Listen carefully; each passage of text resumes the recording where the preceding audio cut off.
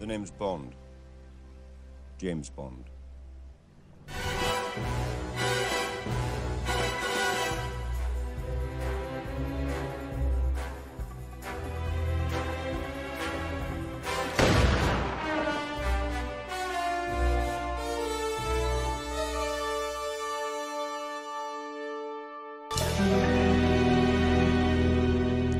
Chào mừng Nị đã quay trở lại với series âm nhạc trên màn bạc.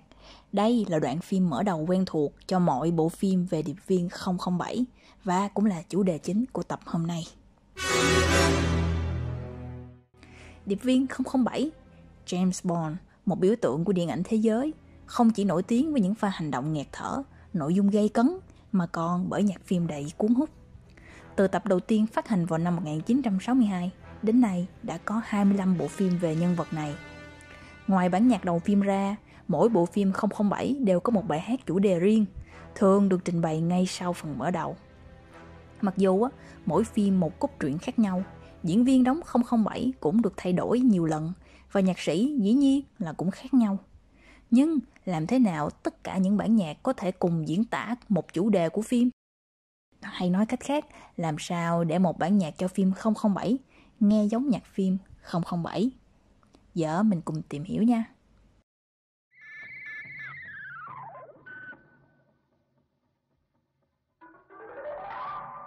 Bắt đầu từ bản nhạc chủ đề xuất hiện trong Dr. No năm 1962. Bản nhạc được sáng tác bởi Monty Norman và được biểu diễn bởi John Barry và dàn nhạc của ông.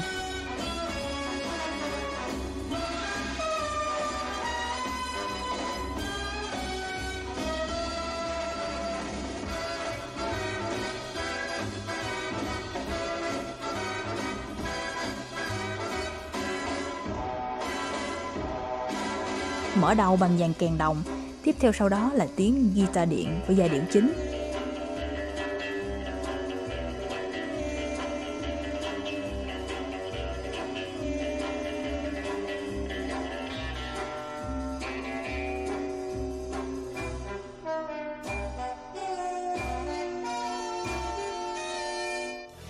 Một bản nhạc mạnh mẽ, mang âm hưởng nhạc jazz. Và bản nhạc này cũng là khuôn mẫu để từ đây mình có công thức chung cho những bản nhạc dành cho Bond. Giờ cùng nghe thử ca khúc chủ đề đầu tiên, Goldfinger.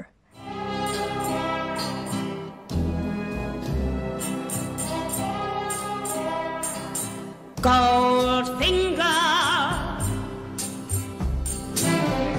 he's the man with the Midas touch,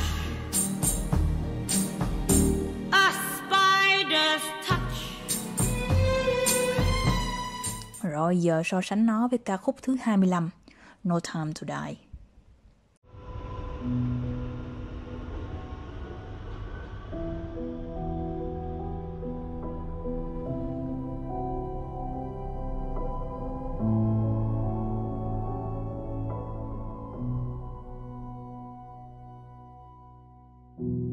I should have known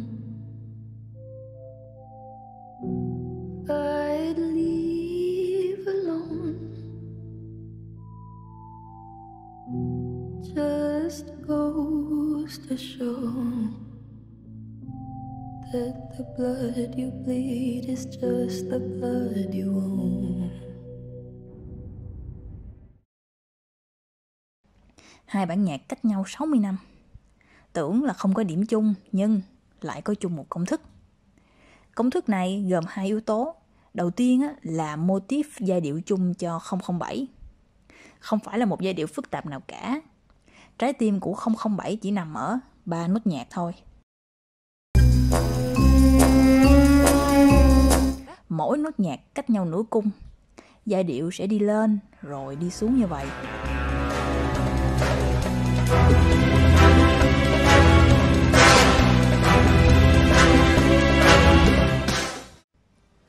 Nghe là thấy chất 007 rồi hả Nị? Thì trong 25 bộ phim về Bond, cho đến nay thì có đến 15 bộ phim sử dụng mô típ này. Dĩ nhiên là nhạc sĩ sẽ biến tấu tùy chủ đề phim, nên khi nghe mình khó nhận ra. Nhưng cái mô típ này vẫn được chạy ngầm bên dưới. Giờ mình cùng nghe vài ví dụ nha. Cô sẽ dùng 3 màu này tượng trưng cho 3 nốt đó để làm ký hiệu khi nào mà cái motif 3 nốt đó xuất hiện nha. Pretty girl, beware of this heart of gold. This heart is cold. He loves only gold. Only gold. He loves gold.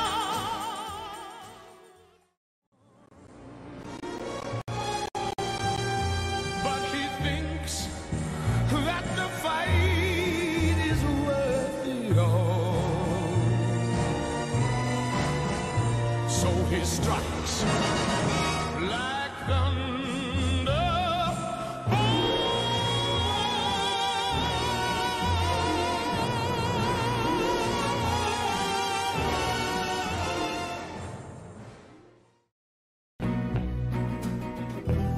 And love is a stranger who'll beckon you on.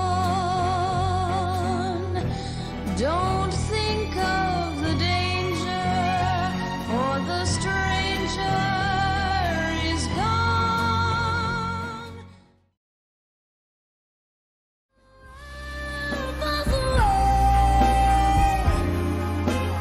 Until you said I've been over goodbyes, I see it in your eyes. Tomorrow never dies. Do giai điệu này vẫn chạy ngầm bên dưới như vậy, nên dù phong cách khác nhau, âm nhạc khác nhau, nhưng người nghe vẫn cảm được cái chất 007 trong bản nhạc mà mình không hiểu tại sao. Sự đơn giản chính là đỉnh cao của sự tinh tế đó nị. Yếu tố thứ hai cũng rất đơn giản luôn, đó là hợp âm bao gồm 5 nốt này.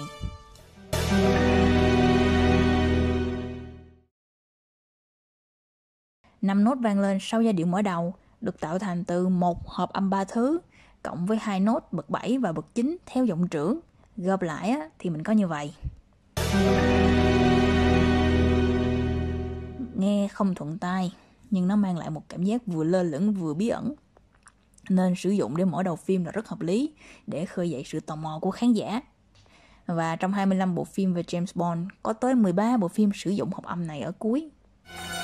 He loves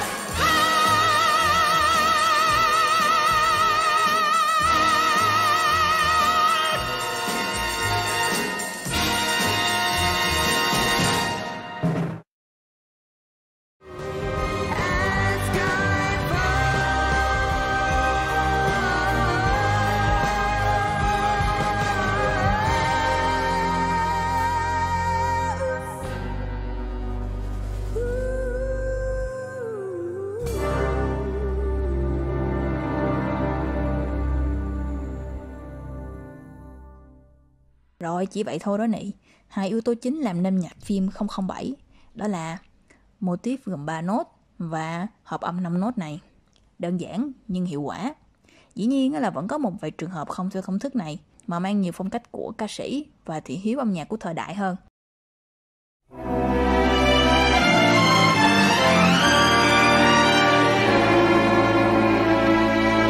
From Russia with love, I fly to you, much wiser since my goodbye to you. I've traveled the world to learn I must return from Russia with love.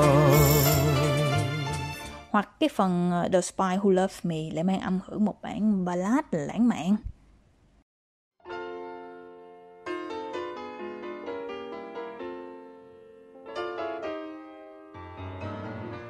Nobody does it better. makes me feel sad for the rest. Nobody does it half as good as you. Baby, you're the best. Hoặc một bản nhạc pop trẻ trung như vậy.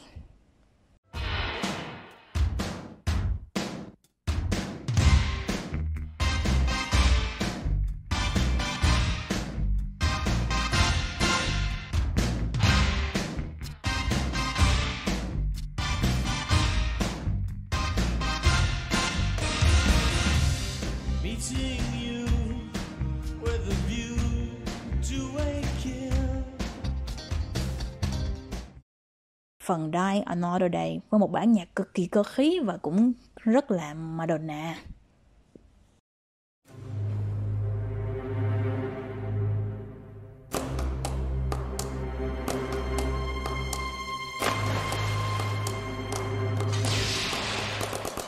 I'm gonna wake up, yes and no. I'm gonna kiss some part of. I'm gonna keep this secret. I'm gonna close my body now.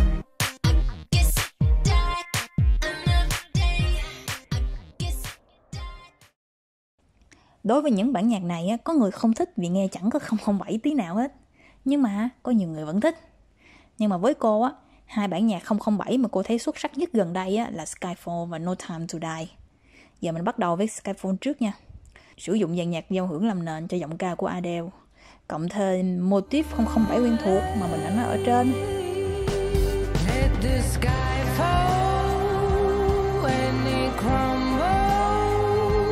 We will stand tall and face it all together at skyfall.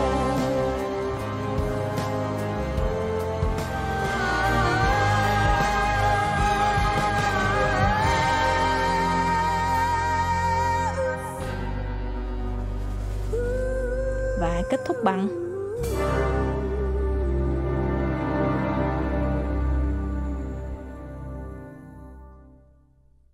Skyfall cũng là bản nhạc 007 đầu tiên nhận giải Oscar nhạc phim hay nhất. Một bản nhạc vừa bí ẩn, vừa kịch tính và dĩ nhiên vẫn rất là 007 luôn. Một bản nhạc khác cũng là bản nhạc kết thúc thời kỳ James Bond do Daniel Craig thủ vai, No Time to Die, cũng sử dụng công thức này. Mở đầu khá mới lạ với tiếng piano rồi giọng ca ma mị của Billie Eilish vang lên.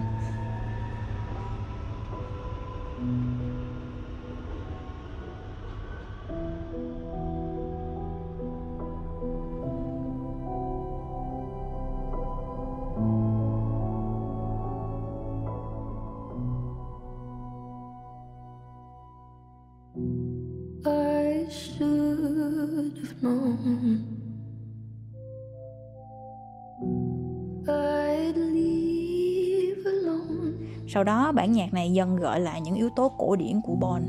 Đầu tiên là cái mô típ 3 nốt mà mình đã nói ở trên. There's just no time to die.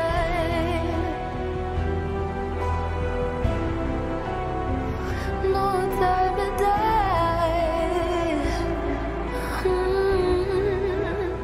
No time to die.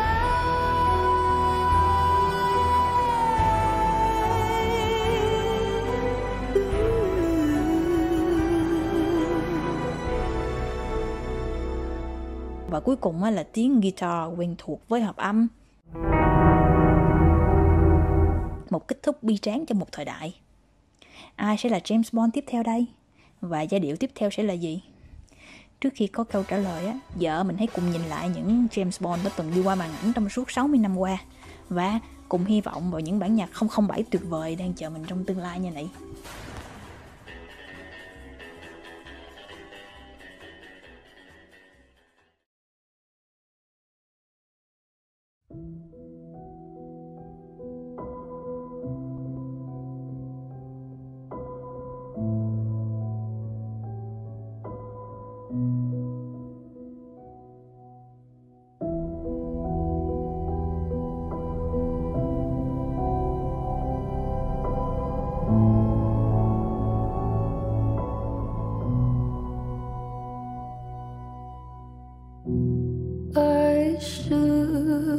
known,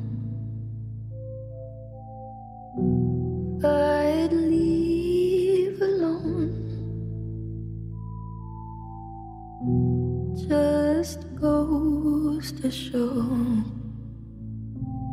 that the blood you bleed is just the blood you own. We were a pair, but I saw you there. Too much to bear. You were my life, but life is far away from fair. Was I stupid to love you? Was I reckless to help? Was it obvious to everybody else that I've fallen for a lie? You were never on my side. Fool me once, fool me twice. Are you there, the paradise? Now you never see me cry. There's just no time to die.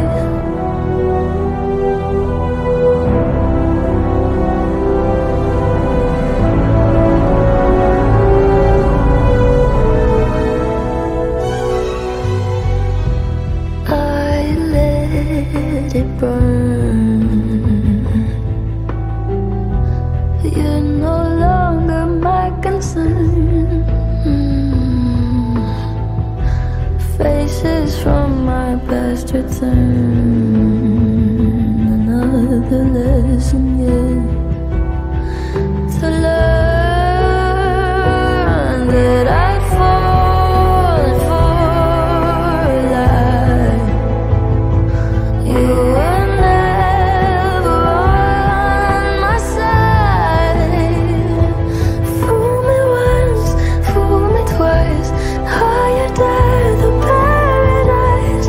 Now you never see me cry.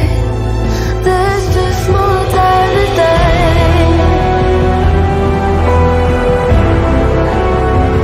No time to die.